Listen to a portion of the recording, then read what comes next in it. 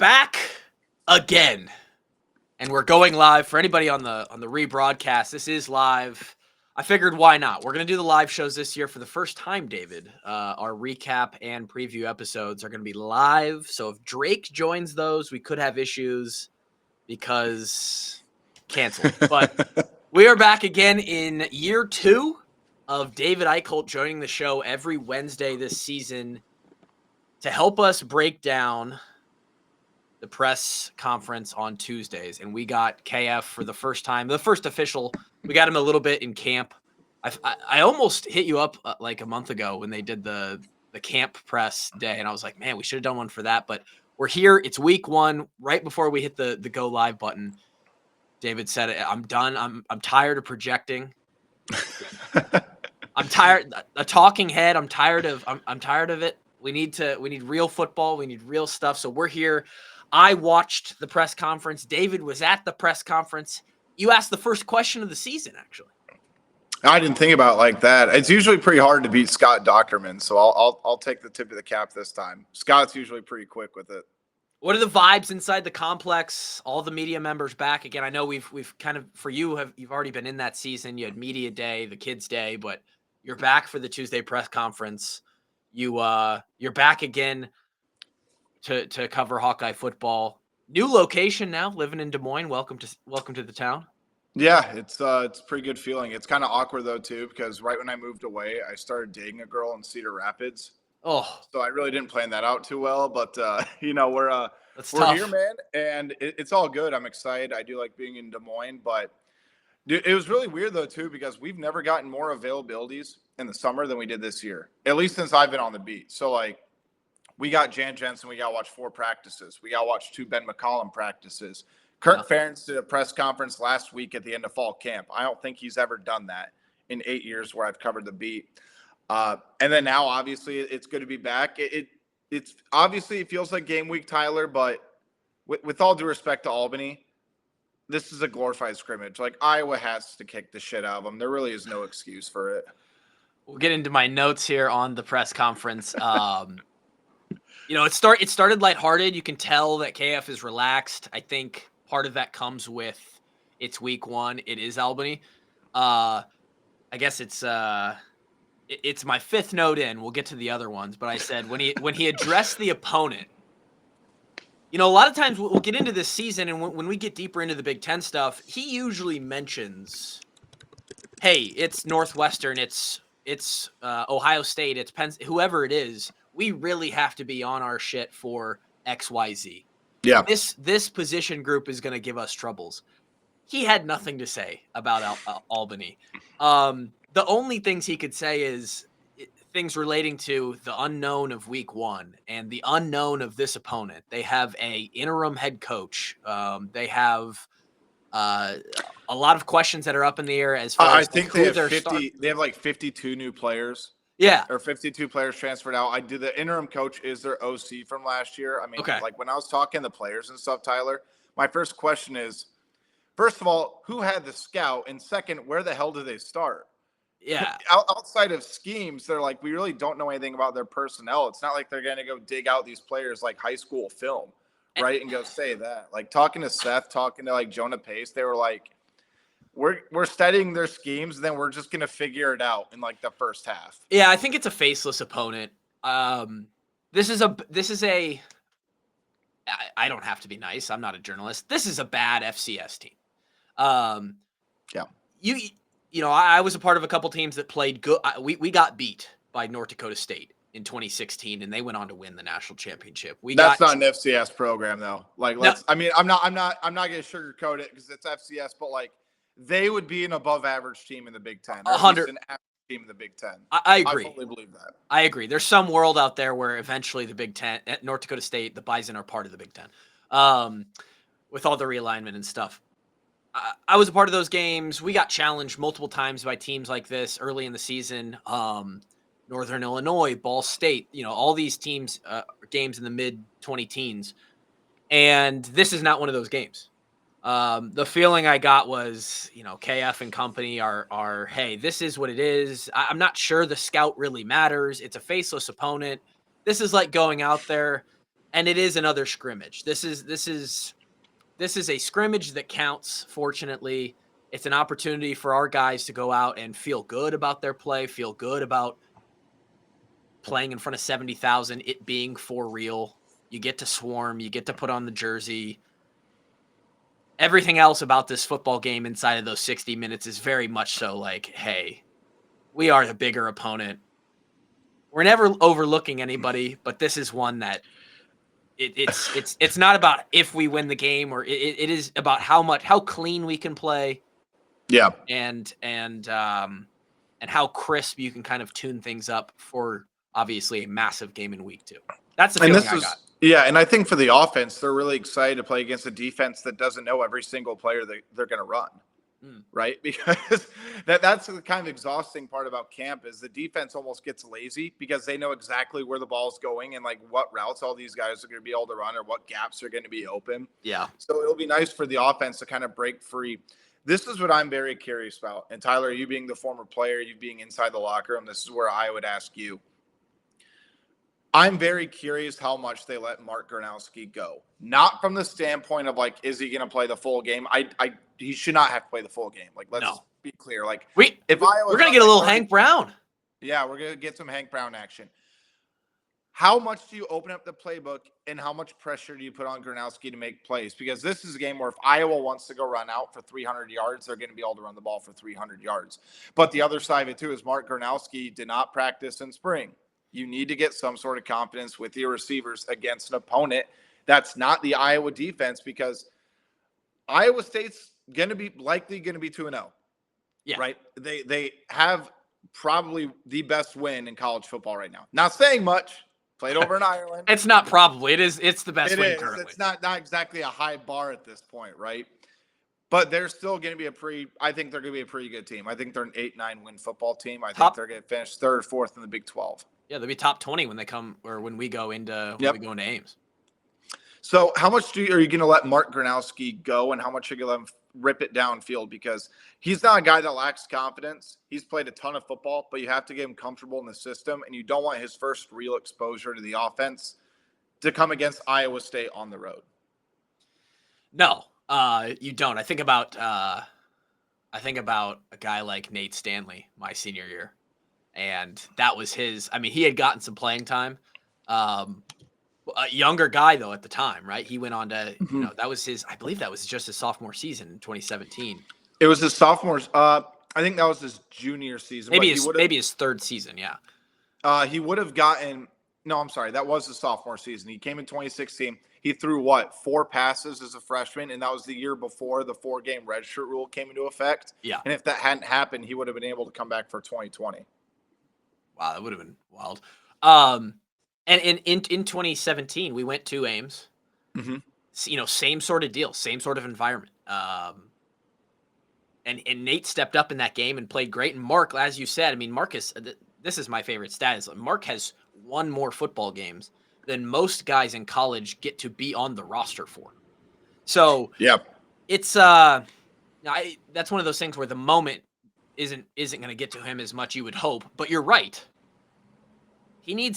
There needs to be some legitimate, like, full speed as much as possible reps. And how much do you show? How much do you not? I saw somebody asked him about his running ability, if they've told him to pull back on that. And he said, no, running's part of his game. That's going to be part of his game. It'll be interesting to see how much they really mix in for sure. But KF in the press conference here said, hey, he's a leader. He's an easy guy to follow, announced as one of the 4 captains. In addition to the 3 guys that went to Vegas for Big Ten Media Days, he is the 4th captain. That's usually how they do things. It's usually 2 offense, 2 defense. And that says a lot. Last year, I'm fairly positive that Cade was not a captain, if I remember. He was not. And Iowa is not the kind of program, they let the players, that's a player thing. They're not going to bullshit and just, although I do have one question about my time about a captain for 1 or 2 of the weeks back then. I think there was a fix a couple weeks back in my time. I'm not going to go into it. But Cade wasn't a captain, and that was telling of last year's team. I think it's telling for Mark Gronowski to be a captain, voted by his teammates. He hasn't even been there a year. I will need to go back and double check this, and I just thought about it. Was Spencer Petras the captain? I think he was. I think he was. I think I I might need to go back and look at this. I don't know. Because that's going to be really interesting. Here for 8 months, sort of similar last year to the Sully situation. Brendan Sullivan, he wasn't a captain, but when he came in and started to get a lot of playing time last year, a lot of the narrative was like, hey, he earned a lot of respect from these guys in just the short time that he was here. So it's good to see Gronowski get voted as the captain. You generally want your ninth year senior quarterback to be a captain and part of that leadership charge on the team. And it's good to know that he's easy to follow. KF said he's calm, he's a humble guy, he's a quiet guy, but he doesn't lack confidence. He is a confident kid. Yeah. And he's easy to follow. So that's an exciting thing. The other four captains, I love. I tweeted this out yesterday. Something about these four guys gives me this calm feeling about this team. Gronowski, Entringer. Listening to Entringer talk is a treat from some of the interviews I saw from the media availability. And then Herkett and Lojo, it's just like the team is in good hands. That's how I feel. They got a solid leadership group. And you talk about Logan Jones, like just the way he's continued to evolve and be level-headed about everything throughout his career. I think that embodies exactly what KF respects, right? Because think about all the comparisons he had, Tyler, when he flipped from the defensive tackle to center. In-state kids, multi-sport athlete, number 65, defensive line to center. And guess who he's taking over for? Oh, probably one of the best three centers in this millennium in the Big Ten Conference, and Tyler Linderbaum, and probably a top three center in the NFL right now.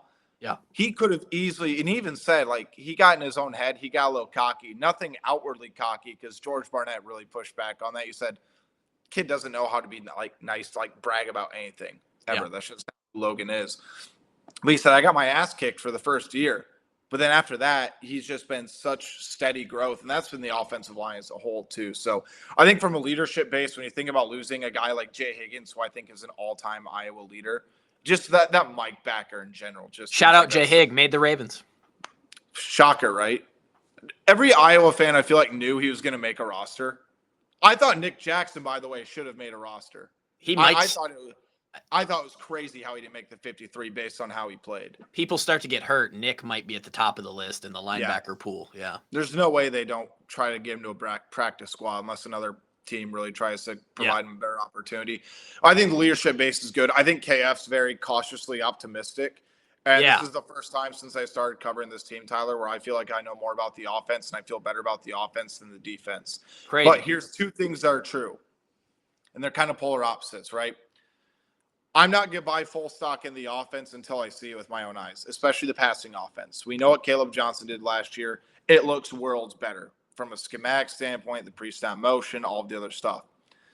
I'm not going to sell Iowa's defense, though, until I'm proven otherwise as well, because of how consistent Phil Parker and I think Seth Wallace. I think Seth Wallace needs a lot more credit nationally for what Iowa's defense has been able to do. I get it. Everybody loves Phil Parker. He deserves all the flowers in the world. You got to share some with Seth Wallace. But the other side of it, too, is TJ Hall going to step up in that DB room?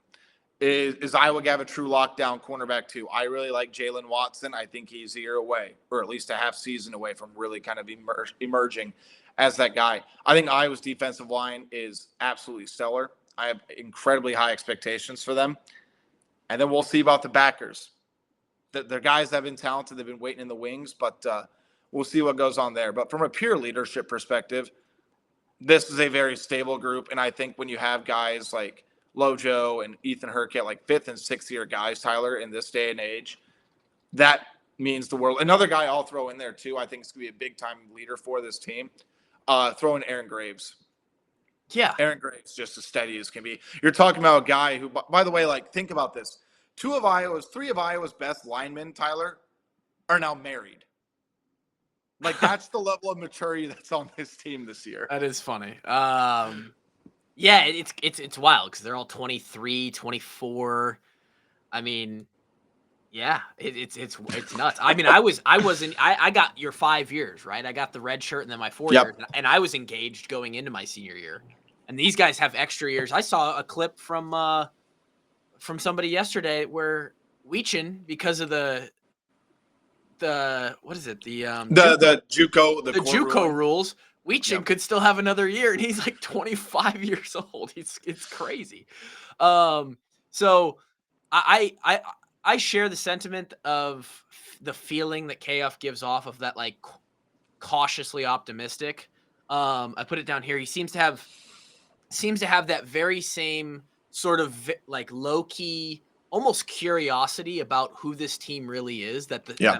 that a lot of the fans have right now, because there are so many more. It seems more questions going into this season than there usually are. Um, Yeah. and you know, one and you mentioned two of those positions. Maybe the two biggest question marks right now is like how steadfast, like how truly sturdy is our DBs, and that left tackle position between Locke and Dotzler. Who's going to emerge there, and are they going to be just solid? Like, can they anchor? Because we have Jennings, Yep. we have Bo Stevens, we have Lojo. Like those three really anchor a great five. They really love Cade Peeper too. I still think he I needs know the you're game high on. experience. You've always been high on Cade They, Peeper. I really like him. I really like Trevor Lauk too. I think Dotzler's done a terrific job. Go back to what KF said last week, where he said Dotes might be the most improved player on the team throughout fall camp. And I think that's to push Lauk, because I think Trevor Lauk is ultimately going to win out. I think he is starting this week, but Dotes is going to go back and forth with them. But maybe Dotes has a great week, and that's what ultimately separates him, because at some point you do need to commit to a left tackle. Yeah. I'm not saying you can't rotate at certain points or certain situations, but you have to have a solid amount of guys that are going to be ready to go. Another guy who I think people are really going to need to know, maybe not this year, but next year. What about Lucas Allgaier? True freshman, making the two deep at that right guard, right behind Cade Peeper. It's kind of crazy. They really like him. The running back room is freaking loaded. Like obviously you would take Caleb Johnson back, and he's in his own right probably had one of the best seasons as an Iowa running back ever.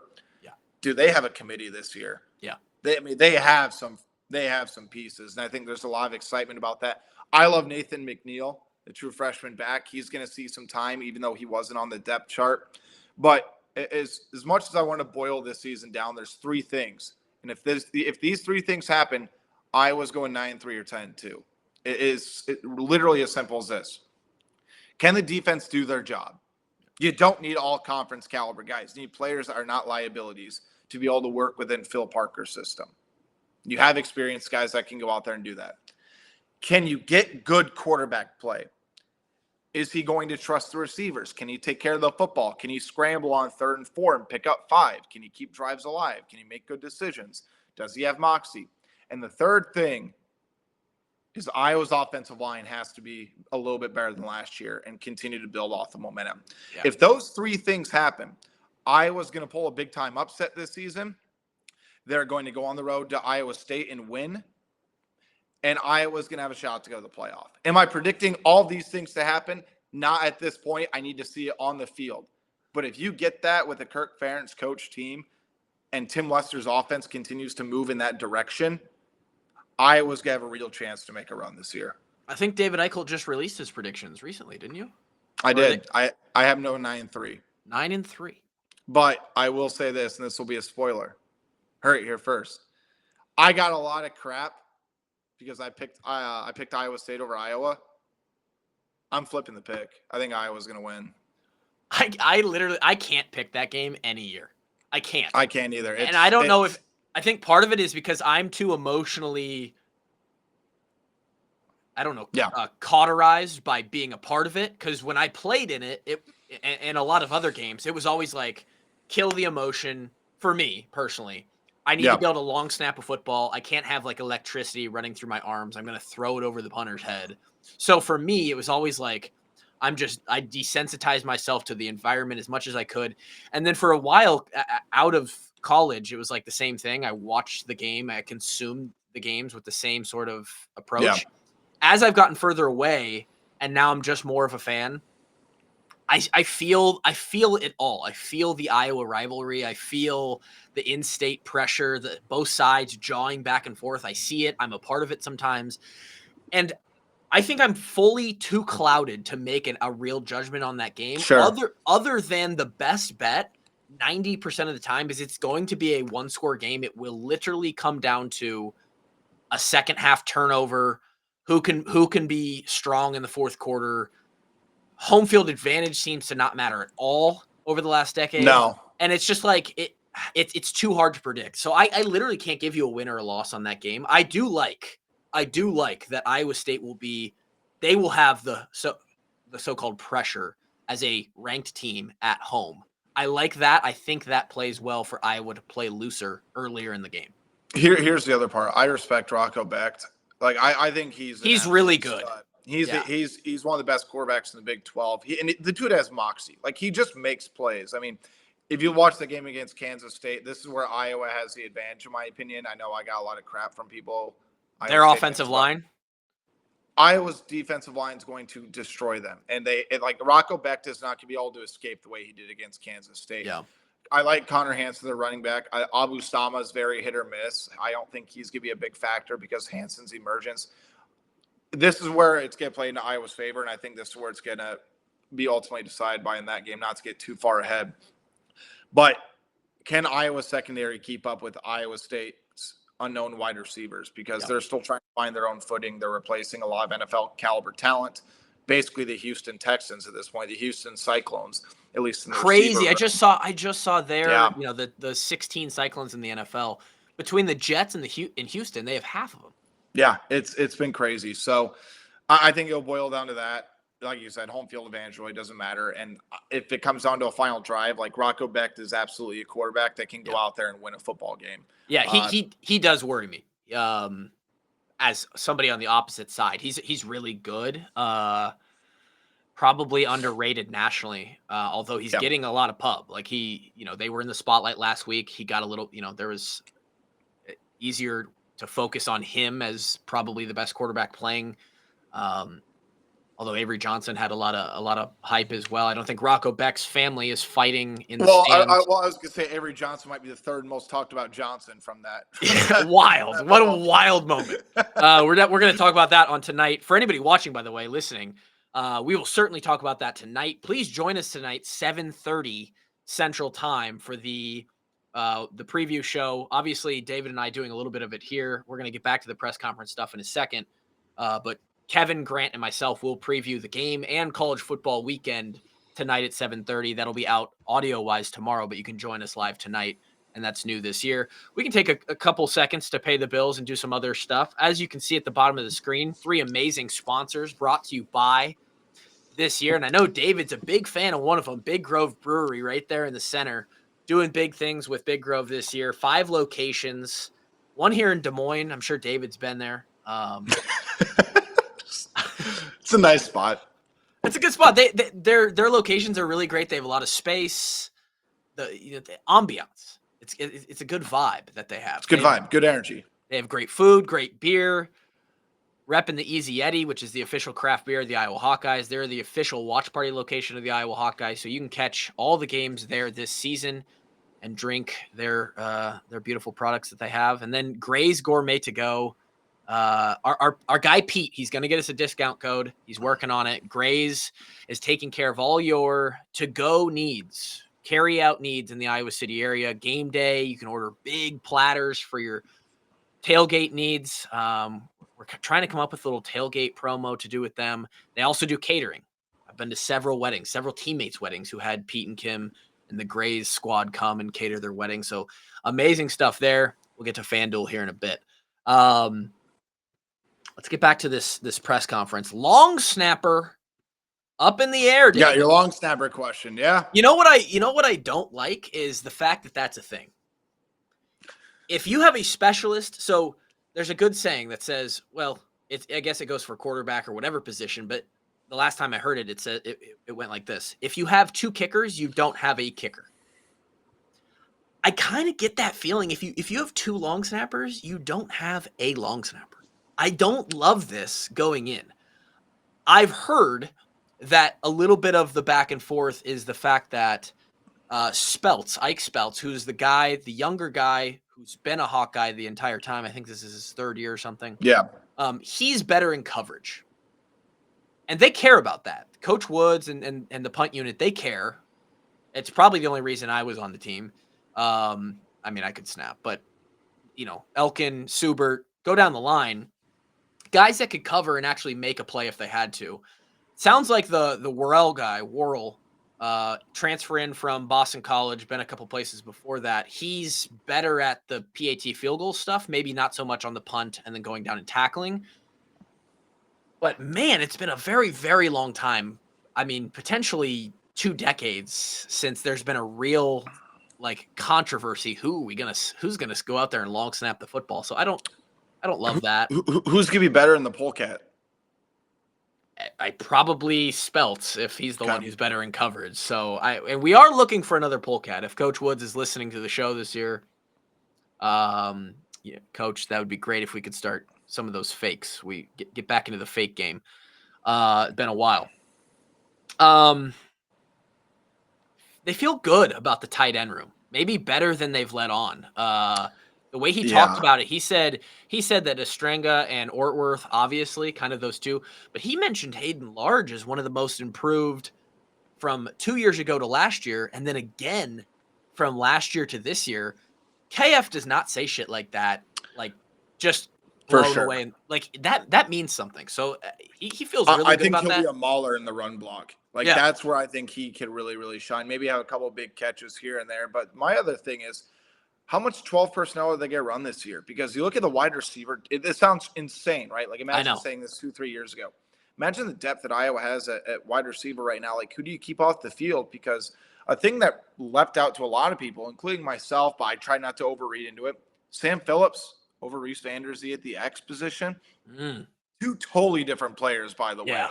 One is 5'7" with cleats on, fast. He can stretch the field. Great route runner. Reese Vanderzee's put on at least 12 pounds of muscle. He's a lot more physical. Love that. Off the line of scrimmage. Has nice bursts. Has been a highlight reel basically in camp from what I have heard. Well, and we saw those clips earlier this month from camp. Yeah. The whole thing was oh my God, Reese Vanderzee made the jump. He's going to be our stud. And then it comes out and Sam Phillips. I see this as a good thing. I think it just depends on the formation that they run and the type of routes that they have. If people think that Reese Vanderzee's not going to play among the most snaps among wide receivers, he's going to play among the most among wide receivers, right? At least up there, probably with Jacob Gill, because I think Jacob Gill could be in for a big year as well. The tight end room is definitely one that I'm intrigued by, but it's the same logic as am I really going to not buy stock into Iowa's tight end room just solely based on history? Luke Lachey was injured. I know for the back half of his career, I still think he would have been an absolute freak. I was really kind of pulling for him at the Texans. I'm sure he'll be picked up fairly quickly. But look, people like Aston Estrenga a lot. He had a couple of really nice catches. Zach Ortworth has every catch he basically has ever had has gone for a major gain. Yeah, he's got that crazy stat. His average reception is 40 yards. It's ridiculous. I need to go back. I think it's 32 and a half. I want to say. That's crazy. Yeah, so I think Abdul Hajj does a nice job with that unit. I think it's going to really just depend on how much does Iowa look to stretch the field. But I'll tell you, man, Mark Gronowski, at least in the fall practice, he was letting it fly downfield. And I can't remember the last time an Iowa quarterback's really let it fly and say, hey, look, I trust you as a receiver. Go up and get it. Yeah. Right? Iowa always takes the safer route unless the guy is completely wide open downfield. And respectfully, Tyler, you probably understand it. Maybe you agree with me. Maybe you don't. If you don't have that sort of trust between a quarterback, a passing game, and a wide receiver, there's the reason why people are stacking 9 in the box. I was going to say, that's not just you'd like to have that on the inside. The problem is the opponent sees that as well. Mm-hmm. He's got to stretch them out sideline to sideline. It's not even about letting it rip 30, 40 yards downfield. Get a nice 12-yard out route. Go run a post. Hit them in the corner. Just do something to stretch them out. Corners got way too comfortable on an island against Iowa, and defensive coordinators hey, look, unless you get totally beat, even if you get beat, I almost would guarantee you, with all due respect to the quarterbacks that played at Iowa last few years, right? Defensive back coaches are yeah, if you get beat, they're still not going to make the throw. Yeah. I think it dumb theoretical or hypothetical, I guess you'd call it. Yeah. But if you look back and you just placed a true stud X go ball, go up and win 50-50s guy in Iowa's receiving core, one guy that could really strike fear on one side of the defense every single play he's on the field, and you put that guy on the roster the last couple years, the sum of the parts of what Iowa's offense would have been able to do would have been so much greater than just the individual worth that receiver had because of what he would have opened up.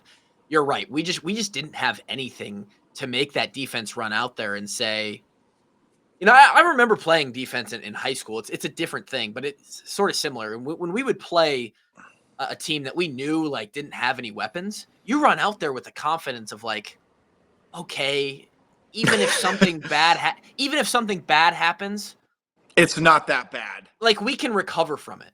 Yeah. But and that's how every defense was running out against us the last few years. Last year, finally not. Like they knew Caleb Johnson was on the field and he could hurt them at any point.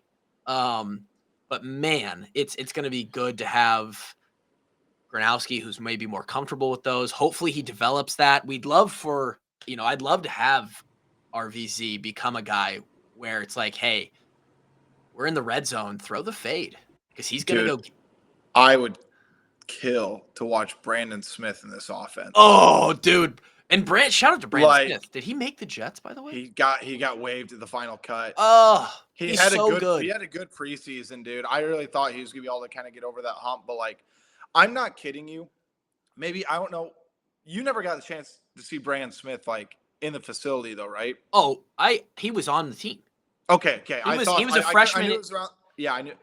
He is pound for pound the strongest player I have seen since I'm not kidding you. Like that dude, probably had 3.5% body fat. I have never seen a stronger looking wide receiver in my life. Yeah, so I just pulled him up. So 2017, his freshman year, that's my senior year. So he was in the building for 5 months. Yes.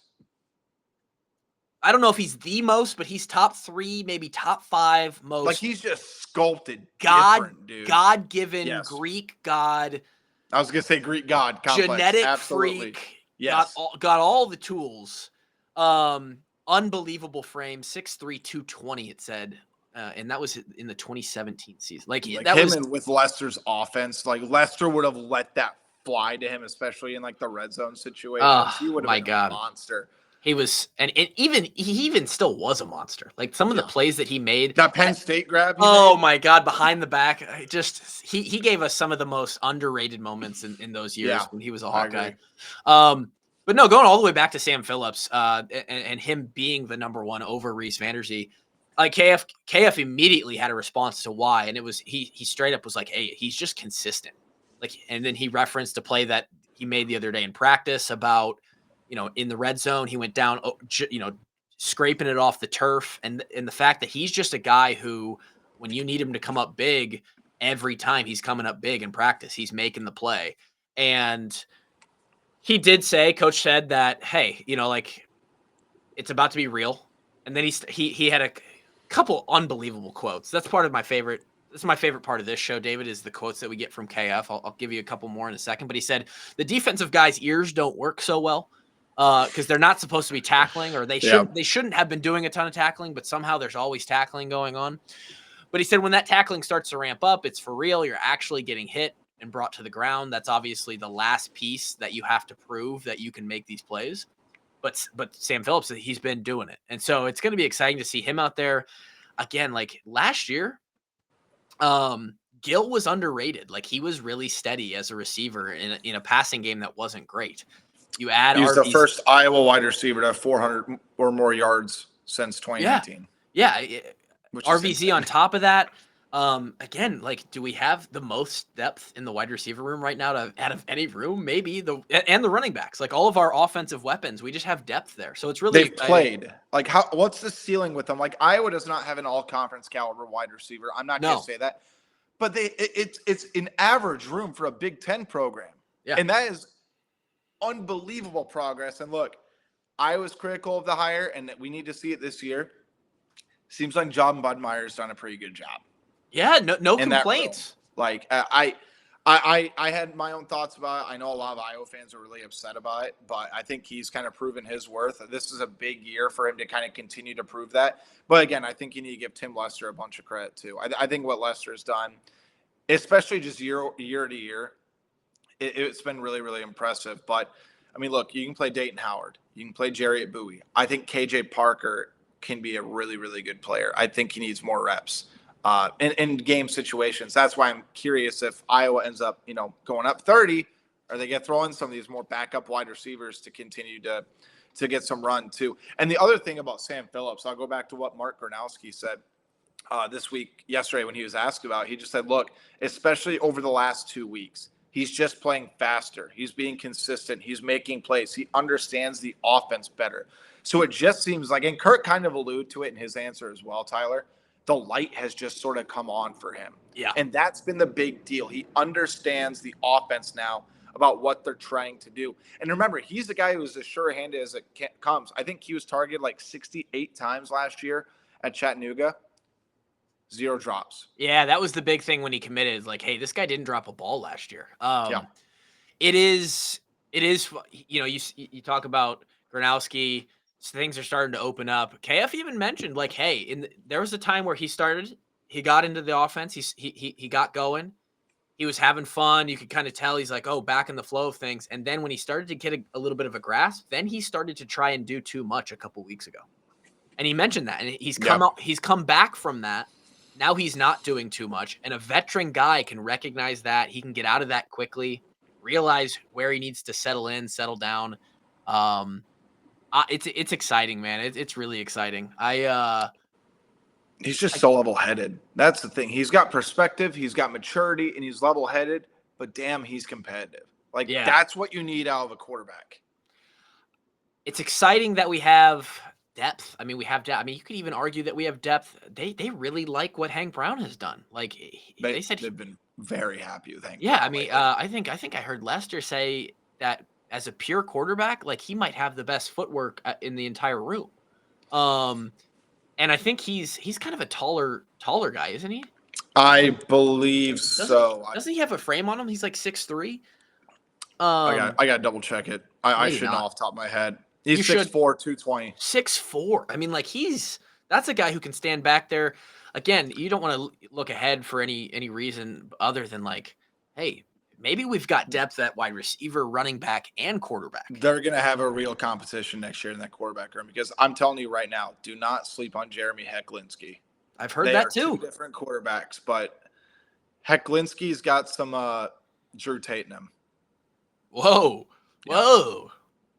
That's fun. That's fun. We love that. I mean, I did go back and watch the film, by the way. I was 10 years old when Drew Tate was the quarterback, but I did go back and watch the film. We both were. Remember properly. Yeah. No, I think it's awesome. I don't know how much we'll learn on Saturday. That's the issue. Nothing. I'm not taking anything away unless they only win by like a touchdown or something like that, which is going to be almost no shot of that. Well, I can give you a shout out to FanDuel Sportsbook, sponsor of the show, presenting sponsor of the show.